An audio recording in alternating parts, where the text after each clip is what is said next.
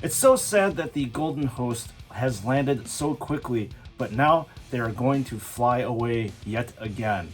So in this one, we are going to be taking a look at the Sanguinary Guard with the Encarmine Axe, Inferno Pistol, and the Death Mask, as well as the final and last Sanguinary Guard that has the Encarmine Sword, regular Angular Bolter, as well as the MK8 helmet with a halo. So let's wrap up what JoyToy has given us. Alright, starting off with the Sanguinary Guard with the helmet and the Encarmine Sword. So this is a spicier version of a regular MK8 helmet due to this golden halo emanating from the top of the helm. Once again, there's a usage of burnt metallic shading where the halo meets the helmet, and the halo also has a blazing sun iconography. There's a great usage of colors with the metallic green lenses and the gunmetal for the vents and the accessories. So moving on to the right pauldron.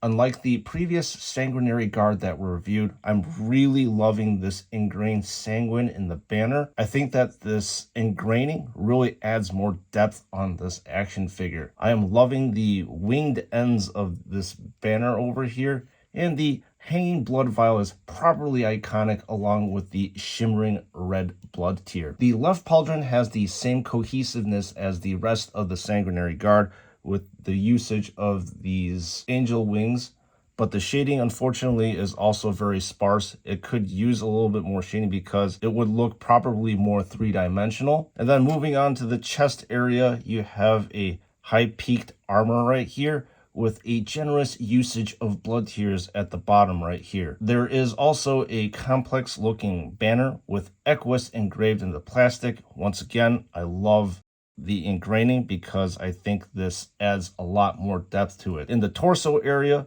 they're the same manly abs that is made of soft plastic here, and there's an extra touch of a skull and single bone that this Sanguinary Guard is rocking.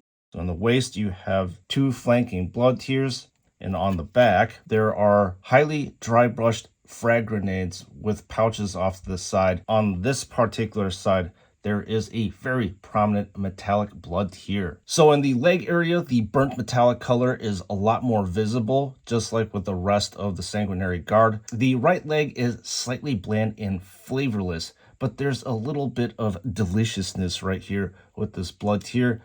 The left leg, on the other hand, has all the flavor with the blood tear and the purity seal.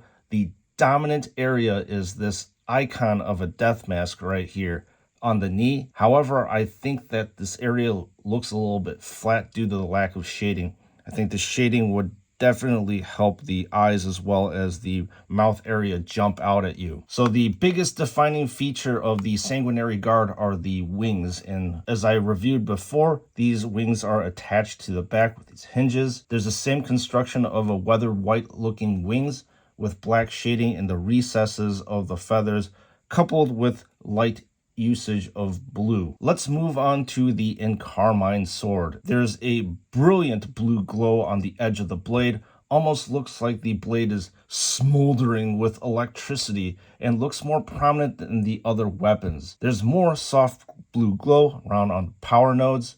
The rest of the blade is dark gunmetal, but has some weathering by the way of dry brushing. I'm really loving the hilt of the sword that is made of an angelic winged blood tear. So the last thing on this action figure is the jump pack. There's really nothing to see except that, once again, I kind of have to lament the fact that the engines could have been colored inside of here and here with either a red or blue glow to give a look that they're actually on. And now let's move on to the Sanguinary Guard with the Encarmine Axe and Inferno Pistol. So let's start off with this action figure by taking a look at the death mask.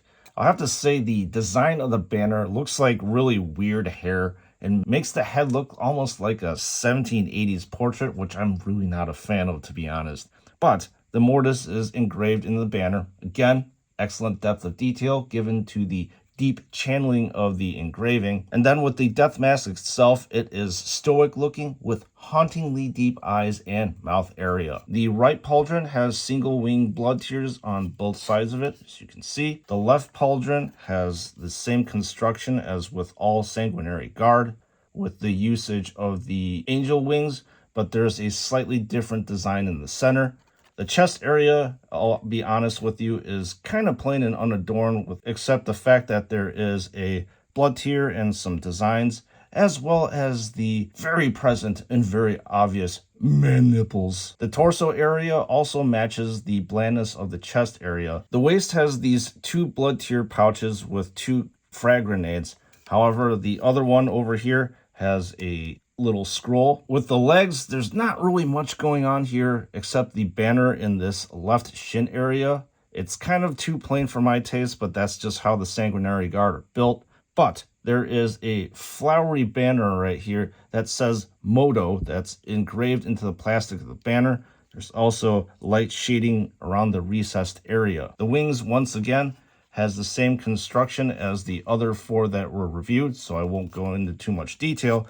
However, where I will go into detail is this wrist-mounted Inferno Pistol. There's an excellent color palette with the usage of gunmetal for the barrel right here, as well as the fuel cell right here. The black casing serves to bond the whole entire look together.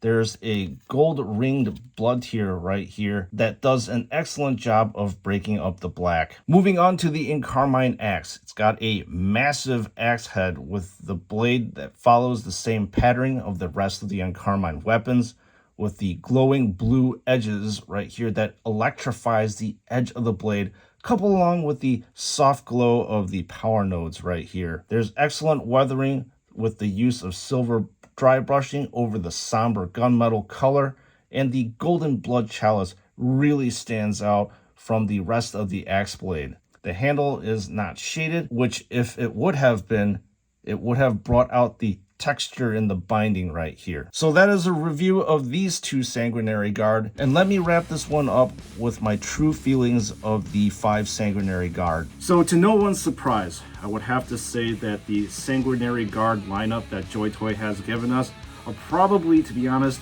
one of the best lineups. They're just so iconic, so bold, so gold, so angelic that you definitely need to get these action figures, in my opinion. Although I'm not too much of a fan of the death mask on the one with the Encarmine Axe, the rest of this action figure is really solid. And I also am, well, not too much of a fan of the regular MK8 helmet. I think that the Sanguinary Guard really need their death masks for maximum effect. Now that the Sanguinary Guard lineup is completely reviewed, I would have to say there are 3 action figures that you need to get in this lineup, which is going to be obviously the Sanguinary Ancient, and you should probably get the other 2 that have the death masks, because those truly embody the Sanguinary Guard. If you are interested in picking up these 2 action figures, you can click in the link in the description below, where you will be brought to David Toys. They are an excellent source of these Warhammer 40K action figures and will deliver very quickly to your doorstep in sometimes just less than 4 days, which is amazing for free shipping. And before you check out, do not forget to use the code SNS for 12% off of your purchase. Well, members of the chapter, thank you for being so loyal to this channel. I have seen a drastic increase in the engagement of you all, which really helps the channel. So thank you so much, and I'll see you guys all in the next one.